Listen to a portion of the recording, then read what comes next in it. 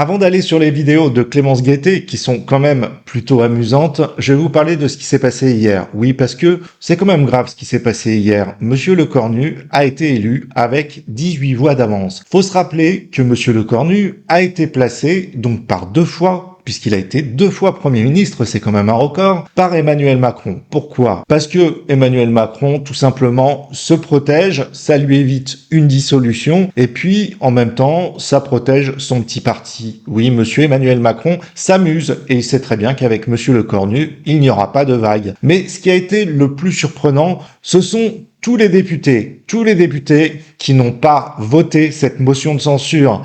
Et vous savez pourquoi? Parce qu'ils ne pensent qu'à leur petit poste. Tous ceux qui n'ont pas voté soutiennent Emmanuel Macron. Et oui, ça se passe comme ça dans les partis. Alors, qui est un traître et qui ne l'est pas? Eh ben, je vous propose de regarder ça, et c'est dans l'actualité du jour.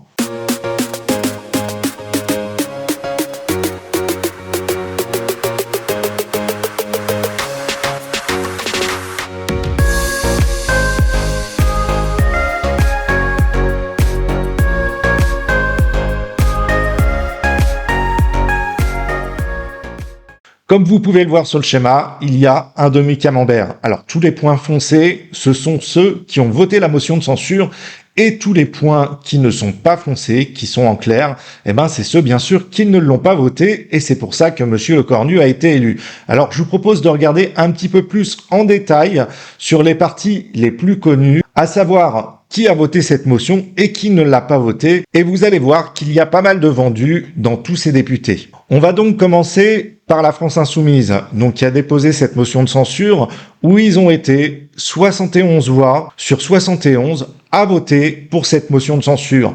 On peut critiquer la France Insoumise, c'est vrai qu'ils sont souvent de mauvaise foi, on peut ne pas être d'accord avec leurs idées, néanmoins, ils ont une ligne directrice et ils ne changent pas d'avis, donc ils ont été cohérents avec ce qu'ils pensaient d'Emmanuel Macron, donc 71 voix sur 71. Les écologistes ont choisi leur camp aussi, donc ils sont plus proches de la France Insoumise que des socialistes, donc il y a eu 35 voix sur 38. Les socialistes, bah oui, les socialistes se sont alliés, donc avec le camp macroniste, donc voilà, ça c'est une traîtrise, hein, on peut pas dire autrement, ce qui ne plaît pas à la France Insoumise. 62 députés sur 69 n'ont pas pris parti au vote. On va prendre le parti ensemble, 85 députés sur 92. Donc là, pas trop de surprise, mais il reste quand même quelques frondeurs.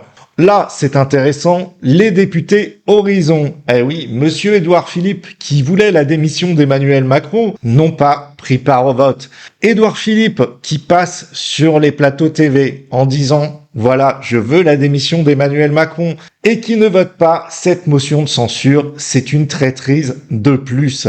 Lui qui disait que « Voilà, moi je suis indépendant, vous savez, Emmanuel Macron, moi je suis pas pour ses actions et puis je veux vraiment qu'il parte. » Et ben voilà le résultat. Voilà ce que c'est de la traîtrise, voilà ce que c'est de la langue de bois tout simplement. Allez, on continue, on va aller sur les LR. Alors eux, ce sont des vrais vendus. 46 députés sur 50 n'ont pas pris part au vote.